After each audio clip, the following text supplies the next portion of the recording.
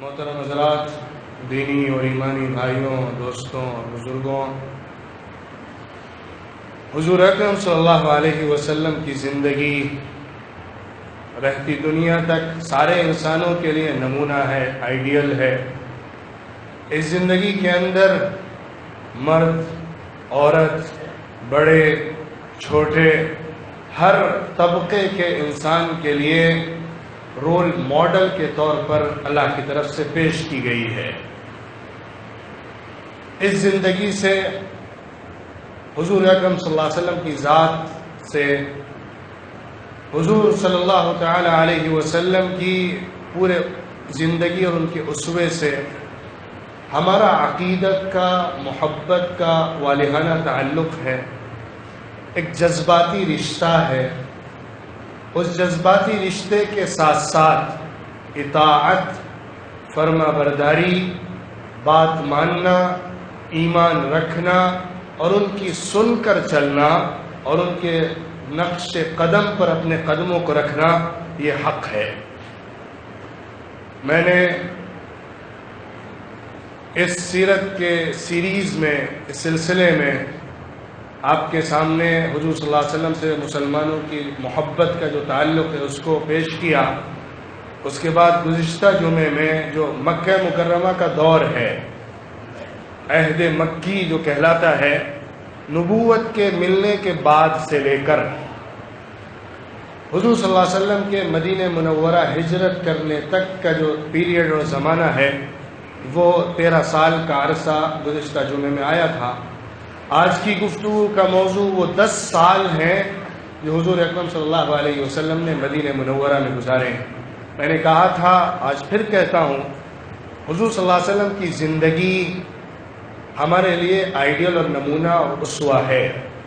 اس کا کم سے کم حق یہ ہے کہ ہم اس زندگی کو پڑھیں، اس زندگی کو جانیں، اس زندگی کو سمجھیں، اس زندگی پر اسٹڈی کریں، اس زندگی سے اپنے دل کے، دماغ کے، دونوں کے رشتے قائم کریں۔ یہ پہلا اور بنیادی حق ہے۔ پھر اس پر اپنی جان نچھاور کر دینا، اس پر قربانیاں دینا، اس کی ایک ایک پہلو کو، اس کے ایک ایک پہلو کو، اس کی ایک ایک سنت کو اپنی زندگی میں اتارنا، یہ پھر آگے کے تفصیلی حق ہے۔ حضور صلی اللہ علیہ وسلم نے مدینہ منورہ ہجرت فرمائی، جو نبوت ملنے کے 13 سال کے بعد کا عمل تھا۔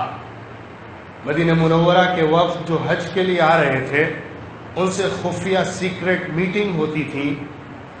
دوسری میٹنگ کے بعد جو عقبہ کے اندر ہوئی ہیں، یہ معاہدہ ہوا کہ اب میں یہاں سے نکل کر مدینہ منورہ کو اپنا اسلام کا سینٹر بناؤں گا۔ اب وہاں سے دعوت کا کام کیا جائے گا۔ اسلام کے لیے اب مکہ مکرمہ کو چھوڑ کر مدینہ منورہ کا انتخاب ہوگا۔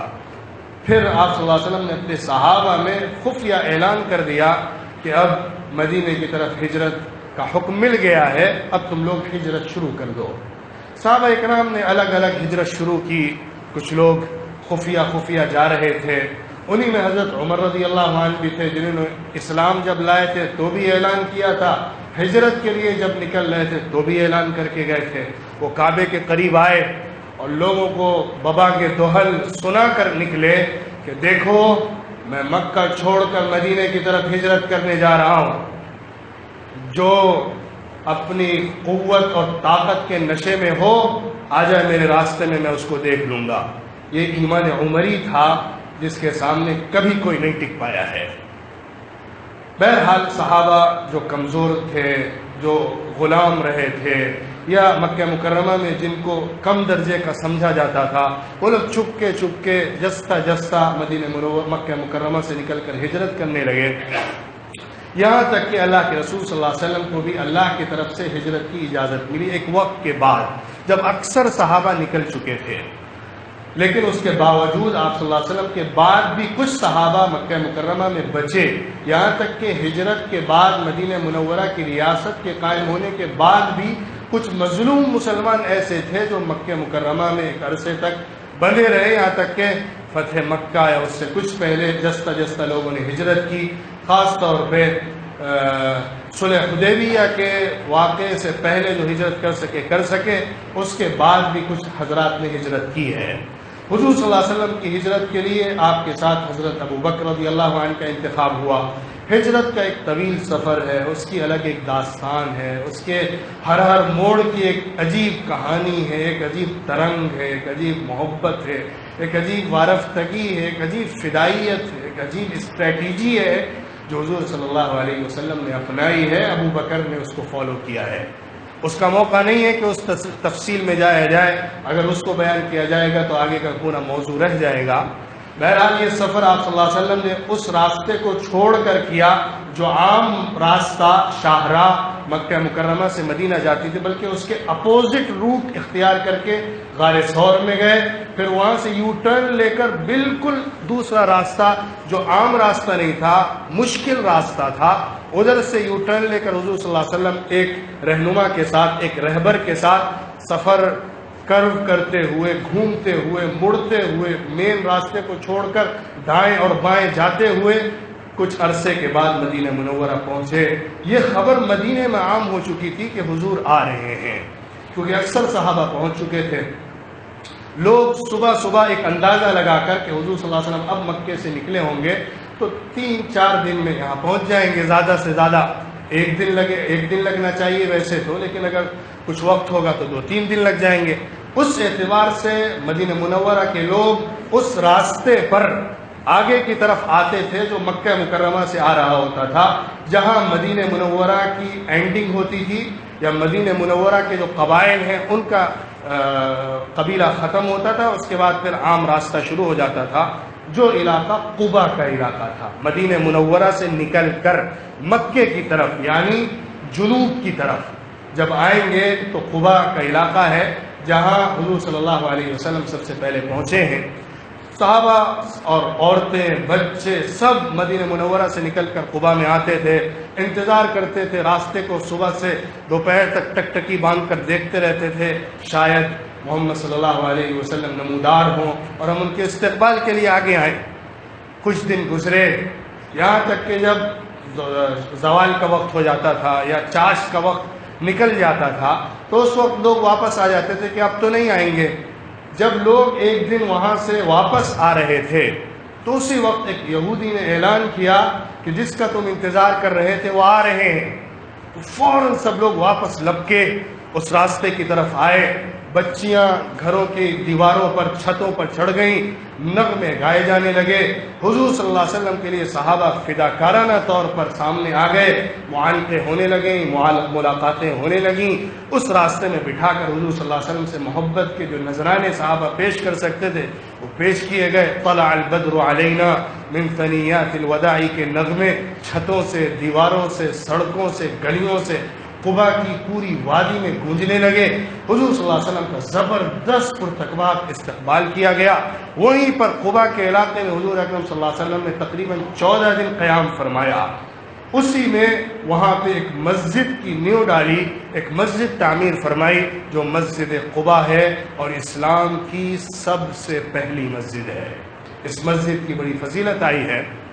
اس سے معلوم ہوتا ہے حضور صلی اللہ علیہ وسلم کا اسلامک پروگرام، اسلامی سماج کے قائم کرنے کا جو آغاز ہو رہا تھا، حضور صلی اللہ علیہ وسلم ایک جو نیا مدینہ شروع کر رہے تھے، ایک نئی کنٹری کی نیو ڈال رہے تھے، ایک نئی کمیونٹی شروع کرنی تھی اور اس کو ڈیولپ کرنا تھا، اس کے لیے سب سے پہلے مسجد کا قیام آیا۔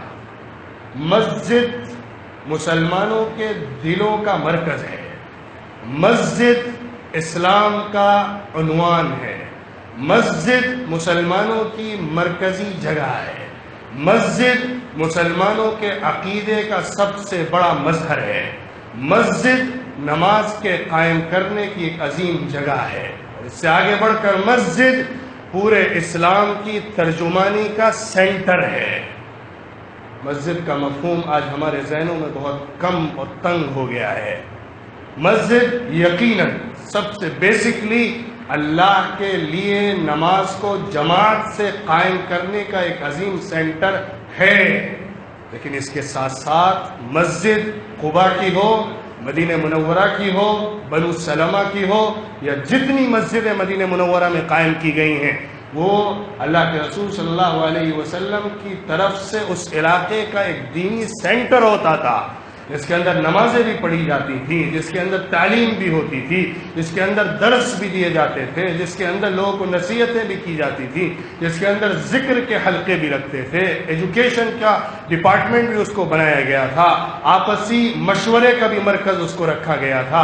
بلکہ مدینہ منورہ کی مسجد کو تو مدینہ کا پارلیمنٹ اگر کہا جائے تو غلط نہیں ہوگا، مدرسے کا مدینہ منورہ کا ایک یونیورسٹی کہا جائے تو غلط نہیں ہوگا، مدینہ منورہ کے چیریٹیبل ٹرسٹ کا سینٹر کہا جائے تو غلط نہیں ہوگا، مدینہ منورہ کے مسلمانوں کے دینی ٹریننگ کا اگر سینٹر کہا جائے تو غلط نہیں ہوگا۔ یہ مسجد کا پیغام، مسجد کا عنوان، مسجد کی مرکزیت، مسجد کے قیام کے مقاصد کا بنیادی حصہ ہے، اس کو آج مسلمان بھولے ہوئے ہیں اور اس کی طرف توجہ کم ہو رہی ہے۔ ان عظیم مقاصد کے ساتھ، لانگ ٹرم پروگرام کے ساتھ، ایجوکیشنل، چیریٹیبل اور اس کے ساتھ ساتھ عبادت کے اندر سینٹر کی حیثیت سے مسجد کو استعمال کرنے کی ضرورت ہے۔ سب سے پہلا سینٹر وہاں جانے کے بعد قباء کا مسجد قباء کی شکل میں قائم کیا گیا۔ اس کے بعد صحابہ اکرام کے ساتھ حضور اکرم صلی اللہ علیہ وسلم قباء سے نکلے، مدینہ منورہ کی طرف بڑھے۔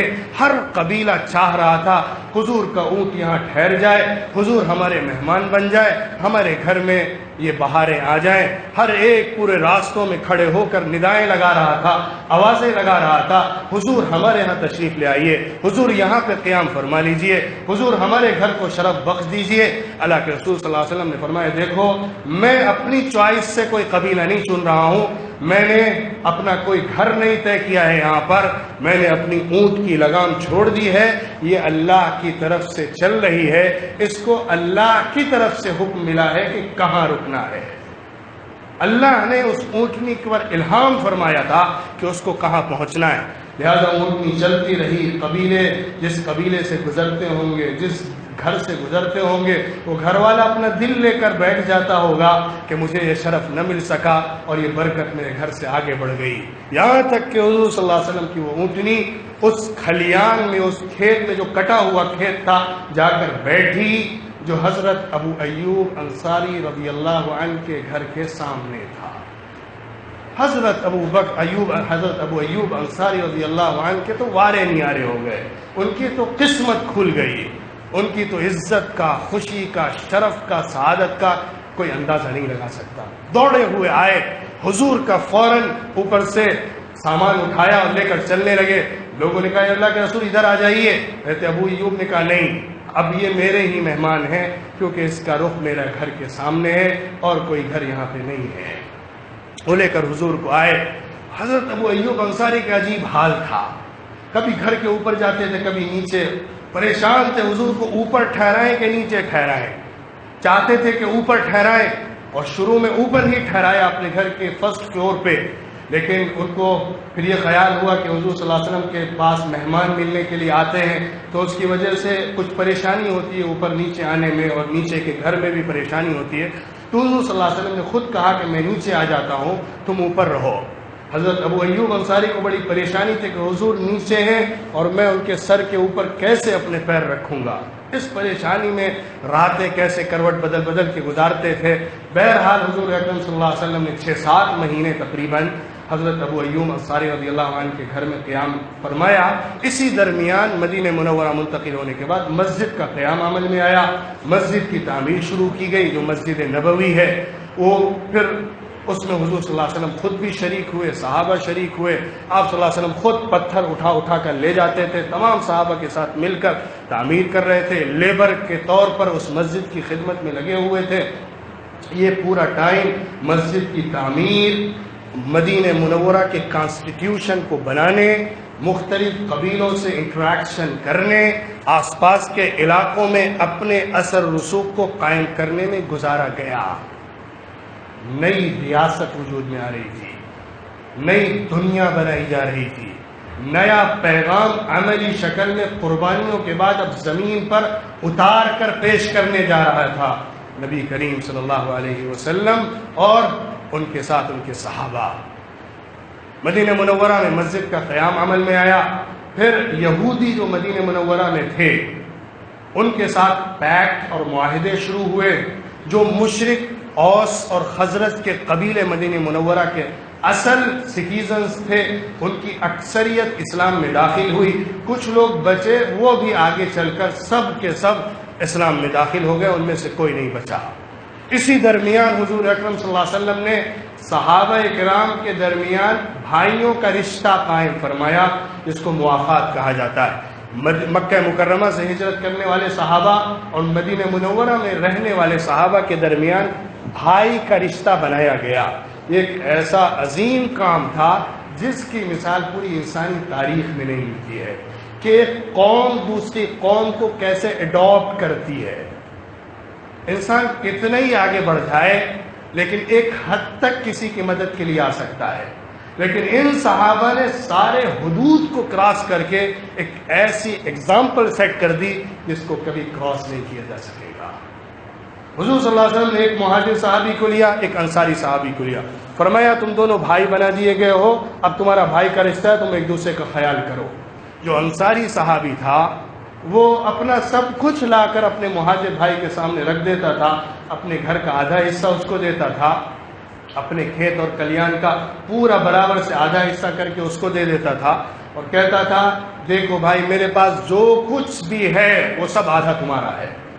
یہاں تک کہ واقعات یہ بتاتے ہیں بہت سے صحابہ نے کہا کہ میرے پاس 2 بیویاں ہیں، تم یہاں پہ بیوی لے کر نہیں آئے ہو، میں اپنی ایک بیوی کو طلاق دیتا ہوں، تم اس سے نکاح کر لو۔ یہ وہ آخری درجہ ہے ایک محبت کا، آپسی تعلق کا، اخوت کا، جس سے آگے کا تصور نہیں کیا جا سکتا ہے۔ حضور صلی اللہ علیہ وسلم کی برکت سے، اسلام کی برکت سے جو آپس میں ایک دوسرے کے خون کے پیاسے تھے وہ شیر و شکر ہو گئے، آپس میں مل گئے اور محبت اس درجے قائم کر دی گئی۔ مکہ مکرمہ مدینہ منورہ میں جو مائنورٹی تھی، اقلیت تھی، وہ یہودیوں کی تھی۔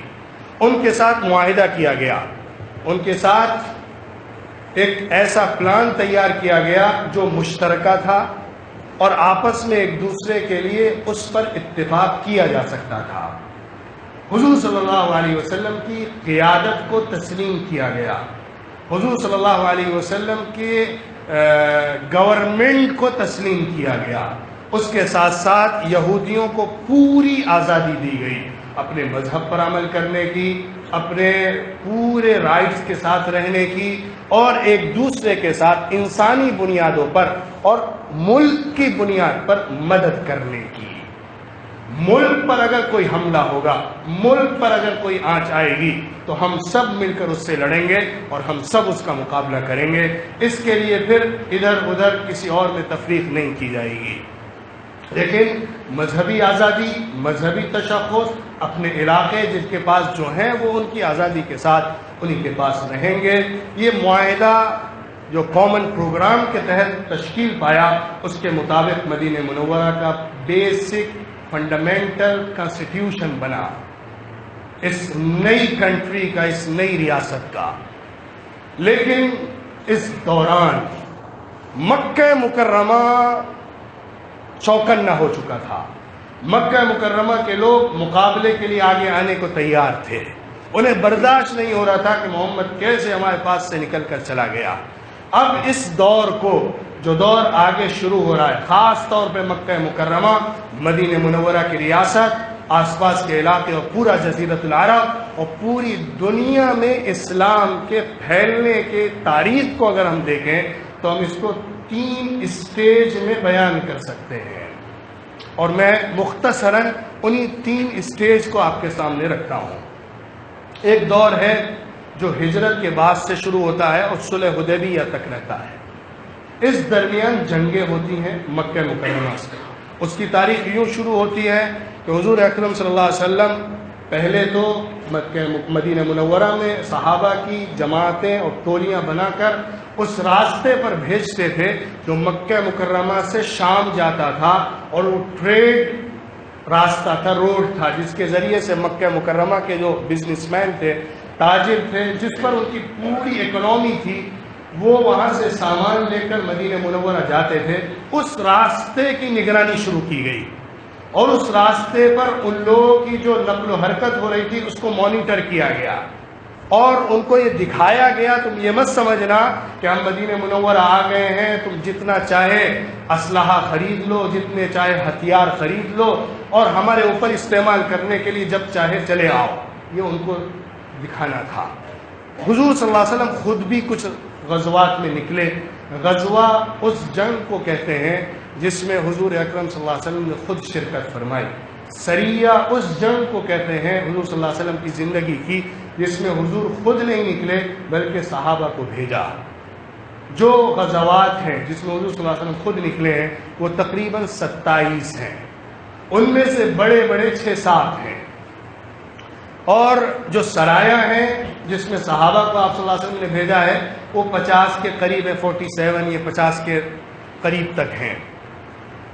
حضور صلی اللہ علیہ وسلم نے جو غزوات شروع کیے وہ انہی راستوں پر جا کر شروع کیے جو مدینے سے گزر کر دمشق اور شام جاتی تھی، جس میں غزوہ ابوا، غزوہ بوات، غزوہ صفوان، غزوہ عشیرہ ہیں، جو ابتدائی جنگیں ہیں جس میں حضور صلی اللہ علیہ وسلم تشریف لے گئے۔ کوئی لڑائی نہیں ہوئی، کوئی ایک دوسرے کے خلاف اسلحہ استعمال نہیں ہوا، صرف جا کر ان کے لشکر کو مانیٹر کیا گیا، اور ان کے سامان لے کر جو قافلے جا رہے تھے ان کو تھوڑا سا ڈرایا گیا اور ان کو احساس دلایا گیا کہ ہم تمہارے سامنے ہیں۔ ساتھ ہی مدینہ منورہ کے قریب کے علاقوں میں جو قبیلے رہتے تھے ان سے پیکٹ اور معاہدے کیے گئے تاکہ ان کو اپنے الائنس میں شامل کیا جائے۔ اس کے بعد دوسرے سال ہجرت کے سن 2 ہجری کو پہلی بڑی جنگ ہوئی جس میں اسلحہ استعمال ہوا، وہ غزوہ بدر ہے۔ وہ بھی دراصل حضور اکرم صلی اللہ علیہ وسلم باہر نکل کر ایک قافلے کی طرف گئے تھے، لیکن وہ قافلہ نکل گیا، مکے سے لشکر آ گیا بدر کے مقام پر۔ حضور صلی اللہ علیہ وسلم اپنے صحابہ کو لے کر بدر گئے اور وہاں پہ جنگ ہوئی، مسلمانوں کو زبردست فتح ملی۔ پورا جزیرۃ العرب، مدینہ منورہ کے آس پاس کے علاقے خاص طور پہ حیران رہ گئے، ایک چھوٹی سی جماعت 313 کا یہ جتھا کیسے 1000 لوگوں پر کامیاب ہو سکتا ہے، فتح پا سکتا ہے، کیسے ان کے 70 لوگوں کو مار سکتا ہے اور کامیابی کے ساتھ ان کو واپس لوٹا سکتا ہے۔ یہ اللہ کی طرف سے خاص مدد تھی، اور اس جنگ کی خاص فضیلت بھی تھی کہ اس جنگ میں جو لوگ شریک ہوئے ہیں ان کا جو مقام ہے وہ ان صحابہ کا نہیں ہے جو اس جنگ میں شریک نہیں ہوئے۔ اللہ نے تو جیسا کہ ایک حدیث میں آیا یوں فرمایا غزوہ بدر میں شریک ہونے والوں کے لیے کہ تم اب جو چاہے کرو، اللہ نے سب معاف کر دیا ہے تمہارا۔ صحابہ میں جس طرح غزوہ بدر میں شریک ہونے والوں کی فضیلت ہے، اسی طرح فرشتوں میں بھی ان فرشتوں کی خاص فضیلت ہے جو غزوہ بدر میں مسلمانوں کے ساتھ جنگ میں شریک ہوئے تھے۔ اللہ نے مدد کے لیے فرشتوں کو بھیجا تھا۔ یہ جنگ ہوئی، کامیابی ہوئی اور مسلمانوں کو ایک طاقت ملی، مدینہ منورہ کی ریاست میں مسلمانوں کو قوت ملی۔ لیکن اس کے بعد یہودیوں کے 3 قبیلوں میں سے ایک قبیلہ جو بنو قینقاع کا قبیلہ تھا، جس نے اندر سے سازش کر کے ان مشرکوں کے ساتھ تعاون کیا تھا جو مکے سے آ رہے تھے، اور مدینہ منورہ کے اندر جو کامن پروگرام بنا تھا اس کا وائلیشن کیا تھا، جس کی بنیاد پر ان کو سزا میں مدینے سے باہر نکال دیا گیا۔ اور یہ انصاف تھا، یہ انصاف تھا۔ دوسرے 2 قبیلے رہے، بنو نذیر اور بنو قریظہ۔ 3 قبیلے یہودیوں کے تھے، بنو قینقاع، بنو نذیر اور بنو قریظہ۔ غزوہ بدر کے بعد اسی سال فوراً ہی غزوہ بنو قینقاع ہوا جس میں اس قبیلے کو وہاں سے نکال دیا گیا۔ پھر اس کے بعد تیسرے سال نبوت ہجرت کے غزوہ احد پیش آیا۔ غزوہ بدر رمضان میں ہوا سن 2 ہجری میں، غزوہ احد شوال میں ہوا سن 3 ہجری میں۔ اس میں مسلمانوں کو کامیابی ملی، لیکن کچھ غلطی کی وجہ سے ظاہری طور پر میدان کے اندر شکست کا سامنا اس طور پر کرنا پڑا کہ صحابہ میں سے 70 صحابہ شہید کر دیے گئے۔ لیکن اس حیثیت سے کامیابی بھی رہی کہ جنگ کے شروع میں مسلمان غالب رہے، میدان پر وہی ڈٹے رہے، ان کو پیچھے دھکیلا۔ ایک غلطی کی وجہ سے حضرت خالد بن الولید کا لشکر پیچھے سے آیا اور مسلمانوں کو اتنا سخت نقصان اٹھانا پڑا، حضور صلی اللہ علیہ وسلم کو تکلیف ہوئی، آپ کے دانت شہید ہوئے، آپ گرے اور آپ کا خود آپ کے جبڑوں میں دھس گیا اور حضور صلی اللہ علیہ وسلم کا چہرہ لہولہان ہوا، تکلیفیں اٹھانی پڑیں۔ لیکن اس کے بعد پھر مدینہ منورہ پہ یہ لشکر ہمت کر کے حملہ نہیں کر پایا، بلکہ واپس چلا گیا جیتنے کے بعد۔ حالانکہ جیتنے کے بعد جو لشکر جیتتا ہے وہ آگے بڑھ کر ان کے سینٹر پر حملہ کرتا ہے، لیکن یہ لوگ واپس گئے۔ بلکہ حضور صلی اللہ علیہ وسلم نے مدینہ منورہ جانے کے بعد اگلے ہی دن جس راستے سے لشکر احد میں جنگ کرنے والا مکے کا واپس جا رہا تھا، اس راستے پر آگے بڑھ کر تشریف لے گئے، حمراء الاسد کے علاقے تک آئے، وہاں 8 دن قیام فرمایا۔ اندازہ تھا کہ شاید وہ لوگ دوبارہ حملہ کریں مدینہ منورہ پر، لیکن ان کو یہ خبر ملی کہ محمد صلی اللہ علیہ وسلم نیا لشکر لے کر دوبارہ ہمارے سامنے آ گئے۔ اب ان کی ہمت نہیں ہوئی کہ دوبارہ جنگ کر سکیں، واپس پلٹ گئے۔ اس لیے یہ جنگ بیچ بیچ کی رہی، ایک حصے میں جیت ہے، ایک حصے میں شکست ہے۔ پھر اس جنگ کے بعد مدینہ منورہ کے ایک اور یہودی قبیلے بنو نذیر کو سن 4 ہجری میں جلا وطن کیا گیا، کیونکہ انہوں نے غداری کی تھی۔ انہوں نے مشرکوں کے ساتھ، مکے والوں کے ساتھ اندر سے سیکریٹ معاہدے کیے تھے کہ ہم مسلمانوں کو ادھر سے حملہ کر کے کمزور کر دیں گے، تم باہر سے حملہ کرنا۔ یہ کامن پروگرام کا وائلیشن تھا، جس کی بنیاد پر کانسٹیٹیوشن کے مطابق ان کو وہاں سے نکال دیا گیا۔ حق تو یہ تھا کہ ان سب کو قتل کر دیا جاتا، لیکن معاف کرتے ہوئے ان کو مدینے سے بھگایا گیا۔ پھر اس کے بعد سن 5 ہجری میں غزوہ خندق ہوئی، جو بہت اہم اور بڑی زبردست جنگ ہے، جس جنگ میں جانی نقصان تو نہیں ہوا، لڑائی تو دو بدو تلواروں سے نہیں ہوئی، اکا دکا چھوٹے موٹے واقعات 2-4 لوگوں کے درمیان ہوئے، لیکن بڑی جنگ تو نہیں ہوئی۔ لیکن اس کے باوجود اس کے جو اثرات تھے، اس جنگ کی جو حیثیت تھی، اس جنگ کے جو نتائج نکلنے والے تھے، وہ بہت اہم تھے۔ مدینہ منورہ پر پورے عربین الائنس نے مل کر حملہ کیا تھا۔ اب صرف مکہ نہیں آیا تھا، اب قریش نہیں آئے تھے، قریش نے ایک بہت بڑا الائنس بنایا تھا غطفان کا اور نجد کے لوگوں کا، جن کے ذریعے سے ان کے ساتھ ایک بڑا لشکر 10,000 کا لشکر نکلا تھا اور حملہ آور ہوا تھا۔ وہ مدینہ منورہ پر چڑھائی کرنے کے لیے آیا تھا، لیکن حضرت سلمان فارسی رضی اللہ عنہ کے مشورے کی وجہ سے آپ صلی اللہ علیہ وسلم نے خندق تعمیر فرمائی تھی، خندق کھودی تھی، جس کے بعد وہ لوگ مدینے میں گھس نہیں پائے تھے۔ خندق پر ان کو روکا گیا، مسلمان خندق کے اس پار کھڑے رہے، تیروں سے ایک دوسرے کا مقابلہ کیا گیا، لیکن کوئی جانی نقصان ایسا خاص نہیں ہوا۔ 1-2 لوگوں نے خندق پھلانگ کر مسلمانوں کی طرف آنے کی ہمت کی، حضرت علی رضی اللہ عنہ نے ان سب کو شکست دے کر موت کے گھاٹ اتارا۔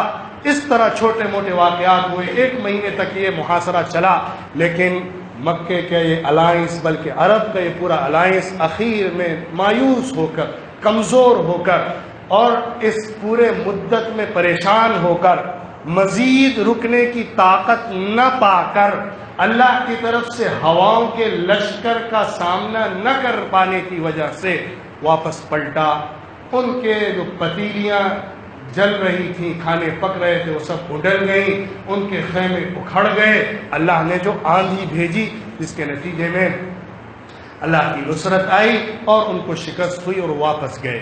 اس کے بعد حضور صلی اللہ علیہ وسلم نے اعلان فرمایا، الآن نغزوہم ولا یغزونا، اب ہم ان سے جنگ کرنے جائیں گے، ان کی اب ہمت نہیں بچی ہے کہ ہم سے جنگ کرنے آ سکیں۔ اس اسٹیج تک پہنچ گئی یہ مدینہ منورہ کی ریاست کہ اپنے سب سے بڑے دشمن کے سب سے بڑے الائنس کو ناکام واپس کر دیا۔ اس کے بعد اگلے سال ایک خواب کے نتیجے میں حضور صلی اللہ علیہ وسلم عمرے کے لیے گئے، حدیبیہ کے مقام پر پہنچے، نیت صرف عمرہ کرنے کی تھی، لیکن مکے والے پریشان تھے کہ ایک تو ہمارا پورا الائنس وہاں پہ شکست کھا گیا ہے، اگر یہ لوگ یہاں مکے میں گھس آئے، عمرہ کر کے واپس چلے جائے تو پورے جزیرۃ العرب میں ہمارا جو نام بچا ہوا ہے وہ بھی ختم ہو جائے گا، کہ اتنے کمزور ہو گئے قریش والے، مکہ والے، کہ اپنے دشمن کو روک بھی نہیں پائے اپنے گھر میں آنے سے۔ تو اس لیے انہوں نے فوراً پلاننگ کی کہ مسلمانوں کو اندر نہیں آنے دینا ہے، مسلمانوں کو اب مکے میں گھسنے نہیں دینا ہے۔ بہرحال ایک دوسرے سے ڈائیلاگ شروع ہوئے۔ حضور صلی اللہ علیہ وسلم حدیبیہ کے مقام پر رک گئے، حضرت عثمان کو بھیجا وہاں سے بات چیت کرنے کے لیے۔ پھر اسی میں خبر پھیل گئی کہ عثمان نہیں آ رہے ہیں، عثمان کو شہید کر دیا گیا۔ حضور صلی اللہ علیہ وسلم غصہ ہوئے، تمام صحابہ کو جمع کیا، معاہدہ کیا، بیعت کی، جس کو بیعت الرضوان کہتے ہیں، جو ایک پیڑ تھا اس پیڑ کے نیچے ایک رضا کی بیعت کی گئی۔ اس میں حضور صلی اللہ علیہ وسلم نے حضرت عثمان کا اپنا دوسرا ہاتھ اوپر رکھ کر فرمایا کہ ہم اگر عثمان کو کچھ ہو جاتا ہے، اگر یہ غداری کرتے ہیں تو ہم ان پر حملہ کریں گے۔ یہ زبردست موت کے اوپر، شہادت کے اوپر معاہدہ اور پیکٹ کیا گیا، جس کے بعد یہ خبر غلط ثابت ہوئی۔ پھر ان کی طرف سے ڈائیلاگ کے لیے ایمبیسیڈرز آئے، کئی سفارتیں شروع ہوئیں، 2-3 لوگ آئے، اخیر میں سہیل آئے۔ جب سہیل کا نام حضور صلی اللہ علیہ وسلم نے سنا تو فرمایا اب اللہ آسان فرمائے گا۔ سہیل کا مطلب ہوتا ہے آسان۔ تو وہ آئے، ان سے ایک معاہدہ طے پایا جس کے مطابق 10 سال کے لیے جنگ بندی کا اعلان کیا گیا کہ 10 سال تک ہم آپس میں جنگ نہیں کریں گے، تم اپنا خوش رہو اپنی جگہ پر، ہمیں اپنا کام کرنے دو پورے جزیرۃ العرب میں۔ اس میں ایک شق یہ تھی کہ اگر ہم میں سے کوئی شخص تمہارے پاس آ جائے گا تم اس کو واپس نہیں کرو گے، لیکن اگر تمہارا کوئی شخص ہمارے ہاں مدینے میں آ جائے گا تو ہم اس کو واپس کریں گے۔ اس سے ایسا لگا کہ مسلمان بہت دب کر معاہدہ کر رہے ہیں، لیکن تاریخ نے ثابت کیا کہ صلح حدیبیہ ایک نیا دروازہ تھا مسلمانوں کی تاریخ کا، جس کو اللہ نے فتح مبین کہا۔ یہ ایک بڑی فتح تھی جو نتیجے میں ثابت ہوئی۔ حضور صلی اللہ علیہ وسلم مدینہ تشریف لائے، اگلے سال عمرۃ القضاء کے لیے گئے، لیکن اب موقع ملا کہ اس بڑے دشمن سے مطمئن ہو کر اپنا کام شروع کیا جائے۔ اسی درمیان حضور صلی اللہ علیہ وسلم نے سفارتیں بھیجیں، رومن امپائر، پرشین امپائر، مصر، حبشہ، نجاشی، مختلف عمان اور دوسرے قبیلوں اور دوسرے بڑی طاقتوں کی طرف اپنے لیٹرز بھیجے اسلام کی دعوت کے، اسلام کو زبردست طریقے پر پوری طاقت کے ساتھ، پورے پیغام کے ساتھ پوری دنیا تک پہنچانے کی ایک مہم چھیڑ دی گئی۔ صرف جزیرۃ العرب کے بڑے پاور اور بڑی طاقتوں کے پاس نہیں، بلکہ اس وقت کی جو سپر پاور طاقتیں تھیں ان تک حضور صلی اللہ علیہ وسلم نے اپنے لیٹر بھیجے، اور اس میں اپنا نام پہلے لکھا، من محمد رسول اللہ الی ملک قیصر الی عظیم قیصر، کہ محمد رسول اللہ کی طرف سے لیٹر ہے قبیلہ فلاں کے لیے، مقوقس کے لیے، نجاشی کے لیے، قیصر کے لیے اور کسرا کے لیے۔ یہ لیٹر پہنچے، کچھ لوگوں نے نرمی دکھائی، کچھ لوگ مسلمان بھی ہوئے، کچھ لوگوں نے اس کے خلاف زبردست خطرناک ری ایکشن دیا، جس کے نتیجے میں ان کو اس کا نقصان بھی اٹھانا پڑا۔ بہرحال یہ وقت تھا جس میں حضور صلی اللہ علیہ وسلم نے دعوتی مہم چھیڑ دی، مشن شروع کر دیا، جس کے مطابق پورے اسلام کا غلغلہ جزیرۃ العرب کے بڑے علاقوں میں اور جزیرۃ العرب کے باہر بھی دوسرے علاقوں میں پہنچا دیا جائے۔ پھر اس کے بعد اسی درمیان خیبر کی جنگ ہوئی، جن قبیلوں کو غزوہ خندق کے بعد بنو قریظہ کا جو قبیلہ تھا اس کے ساتھ جنگ ہوئی، اور ان میں سے 600 لوگوں کو قتل کیا گیا جنہوں نے غداری کی تھی۔ اب جو لوگ مدینے سے نکل کر یہودی خیبر کے علاقے میں بس گئے تھے، خاص طور پر بنو نذیر کے قبیلے کے لوگ، ان کے ساتھ سن 7 ہجری میں جنگ ہوئی، اور اس جنگ میں مسلمانوں کو کامیابی ملی۔ یہودیوں کو مدینے کے باہر خیبر میں باقی رکھا گیا، معاہدہ کر کے جب تک ہم چاہیں گے تمہیں رکھیں گے اور جب چاہیں گے پھر نکال دیں گے۔ بہرحال اس کے بعد سن 8 ہجری میں غزوہ موتا ہوا، اور اس کے بعد پھر فتح مکہ ہوا، جب مکہ مکرمہ کے اس فریق کی طرف سے غداری کی گئی، اس معاہدے کا پیکٹ کا جو صلح حدیبیہ کے طور پر جانا جاتا ہے، وائلیشن کیا گیا، مخالفت کی گئی، اس کو توڑا گیا، کیونکہ مسلمانوں کے الائنس میں جو ایک قبیلہ تھا اس کے خلاف قریش کے لوگوں نے بغاوت کر کے حملہ کیا، اور حملہ کرنے والوں کو تعاون دیا۔ اس کے نتیجے میں اب کھلے طور پر حضور صلی اللہ علیہ وسلم کی طرف سے گویا کہ اب مکہ مکرمہ پر حملے کا اعلان کر دیا گیا، لیکن خاموشی سے اس مہم شروع کی گئی۔ مکہ مکرمہ کے قریب پہنچے، اب مکہ مکرمہ کی جو قریش تھے اور ان کی طاقت تھی، ان کا طمطراق تھا، اور مشرکین کا جو غلغلہ تھا، وہ سب مٹی میں مل چکا تھا، زمین پر آ چکے تھے۔ ان کی حیثیت، ان کی طاقت ان 8 سالوں میں مسلمانوں کے مقابلے میں پاش ہو کر رہ گئی تھی۔ حضور صلی اللہ علیہ وسلم کی اسٹریٹجی، حضور صلی اللہ علیہ وسلم کی جنگیں، حضور صلی اللہ علیہ وسلم کی مہم، حضور صلی اللہ علیہ وسلم کی پالیٹکس، حضور صلی اللہ علیہ وسلم کے پیکٹ مختلف قبیلوں کے ساتھ، یہ ایک ایسا سیرت کا پیغام ہمارے سامنے رکھتا ہے کہ مسلمان جب بھی اس کو فالو کریں گے وہ ہمیشہ مضبوطی کے ساتھ آگے بڑھ سکتے ہیں، اور جب اس کو چھوڑ کر دوسروں کے زمینوں میں چپکتے ہیں تو ان کو نامرادی اور ناکامی دیکھنی پڑتی ہے۔ فتح مکہ کی عظیم فتح ہوئی، آپ صلی اللہ علیہ وسلم نے تمام مکے والوں کو معاف کر دیا، اکثریت مسلمان ہو گئی، پھر تو پورا جزیرۃ العرب ٹوٹ پڑا اسلام لانے کے لیے، قبیلے کے قبیلے اسلام لانے کے لیے آگے بڑھے۔ اسی کے بعد جو ایک بڑا دوسرا قبیلہ جزیرۃ العرب میں مکے کے بعد سمجھا جاتا تھا ثقیف کا، اس کے ساتھ جنگ ہوئی، غزوہ حنین ہوئی، غزوہ طائف ہوئی، جس میں بالآخر مسلمانوں کو کامیابی ملی، اور وہ لوگ بھی نتیجتاً اخیر میں جا کر مسلمان ہوئے۔ پھر آپ صلی اللہ علیہ وسلم واپس تشریف لائے مدینہ منورہ۔ سن 9 ہجری میں آخری جنگ حضور صلی اللہ علیہ وسلم نے فرمائی جو تبوک کی جنگ تھی۔ اب یہ جنگ ایک عالمی جنگ بنائی جا رہی تھی۔ اب حضور صلی اللہ علیہ وسلم جزیرۃ العرب سے نکل کر پورے عالم میں نکلنے کے لیے پیغام دینے کے لیے اٹھ گئے تھے۔ اب مکہ مکرمہ میں جزیرۃ العرب کے لاسٹ بارڈر پر جو رومن امپائر کا بارڈر تھا، کالونی تھی دمشق اور شام کی، وہاں جا کر حملہ کیا گیا، وہاں جا کر وہاں کے قبیلوں اور علاقوں پر حملہ بولا گیا، جبکہ یہ خبر مل گئی تھی کہ ان لوگوں نے غداری کی اور وہاں کا ایک الائنس تیار ہو رہا ہے مسلمانوں کے خلاف، جس کی وجہ سے کارروائی کی گئی۔ اس کے نتیجے میں حضور صلی اللہ علیہ وسلم کی طرف سے گویا ایک اعلان کر دیا گیا کہ اب ہمارا پورا جزیرۃ العرب ہاتھ میں آ چکا ہے، اب جزیرۃ العرب سے باہر رومن امپائر اور پرشین امپائر کے بھی پرخچے اڑا دینے ہیں۔ اسلام کے نعرے، اسلام کے غلغلے، اسلام کا نام، اسلام کا پیغام ہر گھر میں پہنچنا ہے۔ اس کے بعد سن 10 ہجری میں حضور صلی اللہ علیہ وسلم دوبارہ مکہ مکرمہ تشریف لائے، اور آپ صلی اللہ علیہ وسلم نے ایک حج اور آخری حج فرمایا جو اسلام کی تکمیل کا اعلان تھا۔ اليوم أكملت لكم دينكم وأتممت عليكم نعمتي ورضيت لكم الإسلام دينا۔ آج دین مکمل کر دیا گیا، پوری شریعت کمپلیٹ کر کے دے دی گئی۔ حضور صلی اللہ علیہ وسلم نے تمام 1,24,000 1 لاکھ سے زائد صحابہ کو عرفہ کے میدان میں مخاطب کر کے فرمایا، الا هل بلغت، کیا میں نے اپنی تبلیغ پوری کر دی؟ کیا میں نے اللہ کا پیغام تم تک پورا پہنچا دیا؟ سب نے کہا نعم یا رسول اللہ، آپ نے بات پوری پہنچا دی۔ حضور نے کہا اللہم اشہد، اے اللہ تو گواہ ہے نا کہ سب مان رہے ہیں کہ میں نے تیری تبلیغ کا کام پورا کر دیا۔ اس کے بعد حضور صلی اللہ علیہ وسلم واپس تشریف لاتے ہیں اور پھر آخری ایام شروع ہو جاتے ہیں۔ حضور صلی اللہ علیہ وسلم دنیا سے پردہ فرماتے ہیں۔ جو مشن دے کر اللہ نے اس آخری نبی کو مبعوث کیا ہوتا ہے وہ اپنی آخری حد کو پہنچتا ہے۔